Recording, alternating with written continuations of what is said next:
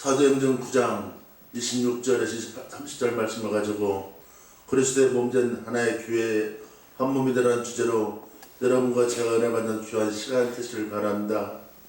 오늘 말씀은 사울이 다메섹에서 주님의 음성을 듣고 변화되어 예루살렘을 방문하는 내용을 담고 있습니다.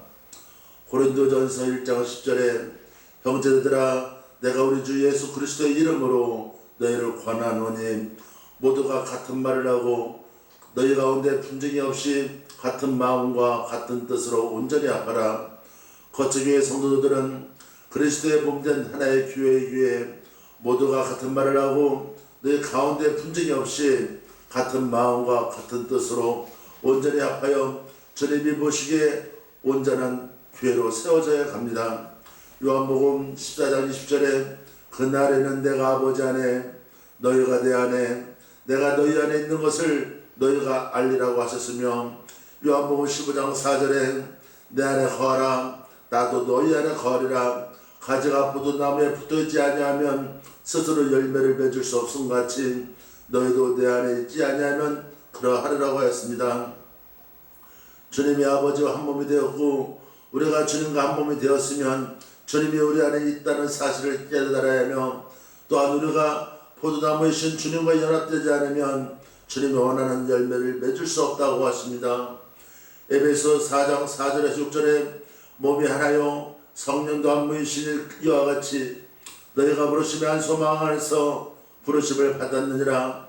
주도 한 분이시요 믿음도 하나요 세례도 하나요 하나님도 한 분이시니 곧 만유의 아버지시라. 만유에 계시고 만유를 통일하시고 만유 가운데 계시도다. 저 하나님은 사울을 다메섹에서 예루살렘으로 보내시는데 그것은 사울을 예루살렘 교회의 지체로 세우며 한 몸으로 포함시키기 위함입니다.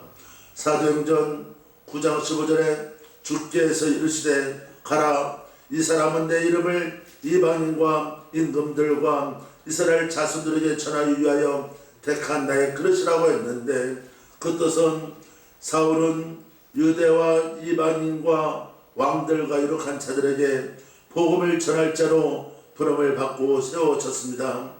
사랑하는 성도 여러분, 우리는 하나님으로부터 어떤 사명을 가지고 부름을 받았습니까?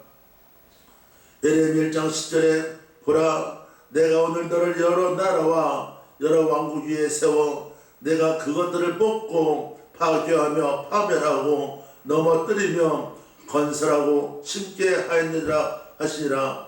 즉 예레미야 선지자는 하나님으로부터 대언자로 부름을 받아 입술의 능력으로 철저한 권세의 말씀을 선포했습니다. 요한계시록 12장 5절에 여자가 아들을 낳으리니 이는 장차 철장으로 만국을 다스릴 남자라. 그 아이를 하나님 앞과 그 보좌 앞으로 올려가더라고 하였습니다. 또한 요한계시록 2장 26절에서 27절에 이기는 자와 끝까지 내 일을 지키는 그에게 만국을 다스리는 권세를 주리니 그가 철장을 가지고 그들을 다스려 질그릇 깨뜨리는 것과 같이 하리라. 나도 내 아버지께 받은 것이 그러하니라고 하였습니다. 본문에서 말하는 철장 권세의 능력은 사람을 살리기도 하시고 죽이기도 하시는 하나님의 절대 주권을 의미합니다. 사랑하는 성도 여러분, 주의 종들이 강단에서 아버지 말씀을 전할 때 목사가 온전하지 못하고 하나님이 보시기에 온전한 통로로 세워지지 않으면 결국 먹사가 됩니다. 성도들 죽여버린다. 그래서 마지막 때는 하나님의 심판을 교회에서 강대사에서 먼저 시작한다고 말씀하십니다. 신명기 32장 39절에 이제는 나 곧 내가 그의 일을 알라. 나 외에는 신이 없도다. 나는 주기도 하며 살리기도 하며 사기도 하며 낚기도 하나니 내 손에서 너게 빼앗을 자가 없다고 했는데 오늘날 많은 목회자와 성도들 가운데 자신들의 바울처럼 부름을 받았다고 생각하는 이들이 많다고 하지만 그러나 이 중에 교회와 무관하게 부름을 받은 사명자라고 생각하는 이들도 적지 않으며 이러한 우리들에 대해 기준을 잡아주는 말씀이 바로 본문입니다. 많은 이들이 집회와 기도 중에 또는 홀로 어떤 사명자로 부르심을 받았다고 고백하며 때로는 기도원과 자신의 가정에서 부름을 받는 경우가 있습니다.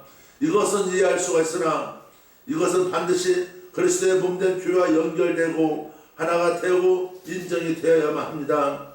선교학국이라는 선교 집회가 있는데 이곳에서 많은 젊은이들이 선교사로 서원하고 선교사의 길을 합니다. 만약에 교회와 연결되지 않은 채 선교사가 된다면 성경적이 못합니다. 과거에는 목사님들이 먼저 교회를 경시하고 천대했으며 교회에 기도원이 있고 선교회가 있다고 생각한 적이 있었으나 교회론의 무지에서 온 잘못된 관행은 오늘날 교회들이 종교 통합주의자들에 의해 잠식되어 가고 있다는 사실도 인지해야 합니다. 그래서 거처교회는 그리스도의 몸된 하나의 교회입니다. 고린도전서 12장 27절에 너희는 그리스도의 몸이요 지체의 각 부분이라고 하였습니다.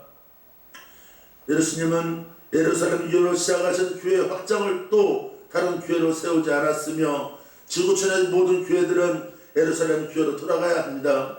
이 시대는 교회의 다양성을 목회자와 신자들 모두가 인정하고 선호하는데 이것이 오히려 비극이 되고 말았습니다.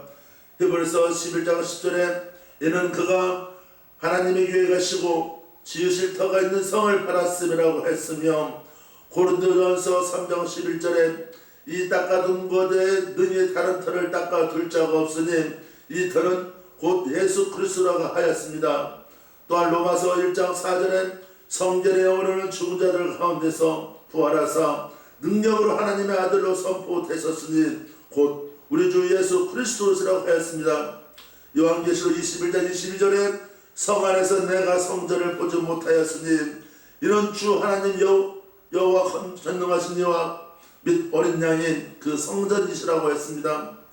또 아버지께서 말씀하시는 것은 마태복음 16장 16절에 또 내가 내게 이르노니 너는 베드로라 내가 이 반석 위에 내 교회를 세우리니 운배의 권세가 이기지 못하라고 하였습니다. 사랑하는 성도 여러분, 교회는 그리스도의 몸된 교회입니다. 우리가 정말 신앙생활에서 교회에서 우리가 정말 기도하지 않으면 안 됩니다. 오히려 교회가 더 마귀가 엄청나게 득실득실 거리는데 성도들이 목회자가 기도를 하지 않으면서 그러면 정말 성경에서 말하는 은배의 권세를 이기게 하는데 교회가 그 역할을 감당하지 못한다면 수많은 영혼들의 성도들이 많이 세상적으로 때로 은배의 권세에 눌려서 살 수밖에 없는 연약한 모습을 고백합니다. 또 아버지께서 말씀하신 것처럼 에베소서 5장 25절에 남편들아 아내 사랑하기를 그리스도께서 교회를 사랑하시고 그 교회를 위하여 자신을 주신 것처럼 하였습니다. 사랑하는 성도 여러분, 하늘 문을 열고 지옥의 문을 닫는 예수님은 하나님의 아들이시며 그리스도에서 믿는 반석 위에 세워진 예루살렘 교회가 나타났습니다. 주님과 연합된 우리 안에 원의 교회인 그리스도로 세워졌기 때문입니다. 고린도후서 6장 16절에 하나님의 성전과 우상이 어찌 일치가 되리요 우리는 살아계신 하나님의 성전이라 이와 같이 하나님께서 이르시되 내가 그들 가운데 거하며 두루 행하여 나는 그들의 하나님이 되고 그들은 나의 백성이 되리라 말씀하셨습니다.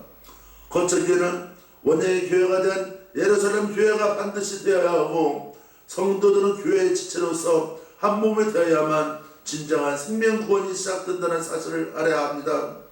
에베소서 2장 22절에 너희도 성령 안에서 하나님의 거하실 처소가 되기 위하여 그리스도 예수 안에서 함께 지어져 가느니라고 말씀하셨으며 고린도후서 6장 16절에 말씀하신 것처럼 우리는 정말 하나님의 살아서는 하나님의 성전이 되어야 한다. 우리가 진짜 하나님의 성전이 되었다는 것은 우리가 주님께 보시기에 거룩하고 청결하고 깨끗해야 합니다. 우리가 정말로 내 양심스스로 비춰봤을 때 내가 정말 주님이 보실 때 내가 떳떳하지 못한 상태에서 신앙생활을 할 때나 하나님 것을 목회자 사명을 감당치 못한다면 우리는 하나님께 버린 자가 될 수밖에 없는 연약한 존재임을 고백합니다. 또한 히브리서 10장 22절 23절에 그러나 너희가 이런 곳은 시온 산과 살아계신 하나님의 도성인 하늘의 예루살렘과 천만 천사와 하늘에 기록된 장자들의 모임과 교회와 만민의 심판자이신 하나님과 및 온전히 된 의인의 영들로 말씀하셨습니다.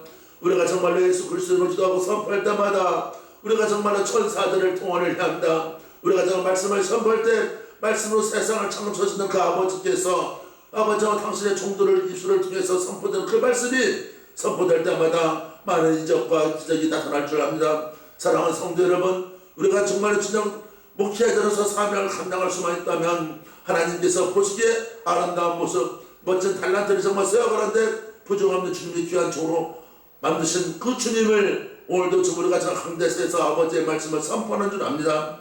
예수님은 사울에게도 동일한 과정을 거치게 하셨으며 이를 위해 바나바 같은 중보자들이 있어야 합니다. 예루살렘 교회와 동일한 거처 교회는 이 시대의 교회와 신자들에게 예루살렘 교회를 소개하고 연합을 시킬 충분한 사명이 있다는 사실을 알고 우리가 정말 다시 오실 주님을 기대를 해야 합니다. 우리 시대의 장성한 분량까지 이르러야 합니다. 그래서 정말로 우리가 정말 이 거처 교회는 정말로 하나님이 원하는 교회, 목사님이 정말 말씀을 잘하면 성도들도 말씀을 잘해야 합니다. 목사님이 정말 앉았다 하면 기도만 한다 하면 성도들 또한 기도를 해야 합니다. 육신적으로 우리가 정말 자녀들의 부모를 닮는 것처럼 성도들은 목사님을 닮아가야 한다. 목사님은 주님을 닮아가야 한다. 왜? 우리가 정말 늘 보는 사람들이 정말 주의 종을 통해서 예수를 믿기 때문입니다. 주의 종 예수를 통해서 우리가 구원을 받기 때문입니다. 그래서 목사님들의 하나님 보시기에 정결하고 깨끗해야만 정말로 온전한 열매를 맺을 수가 있는 겁니다. 목사님이 기도를 열심히 하는데 성도들이 기도를 안 한다? 이건 진짜 문제가 심각합니다. 또 아버지도 목사님 정말로 세상도 흘러가는데 성도도 다른 모습을 보여준다면 또 이것도 문제입니다. 항상 주님이 원하는 것은 성도와 목사님과 주님이 하나 된 마음으로 신앙생활을 해야 합니다. 사랑하는 성도 여러분, 우리가 정말로 마지막 주님 오실 날이 얼마 안 남았습니다. 우리가 근신하면서 엎드려 간구해야 합니다. 우리가 정말 마지막 때에 대해서 주님 오라고 할 때 영적인 눈이 뜨지 못해서 주님이 오시는 사인을 받지 못해서 우리가 정말 세게 사랑한다면 하나님께서 보시기에 얼마나 한탄스럽게 생각할 수가 있습니까?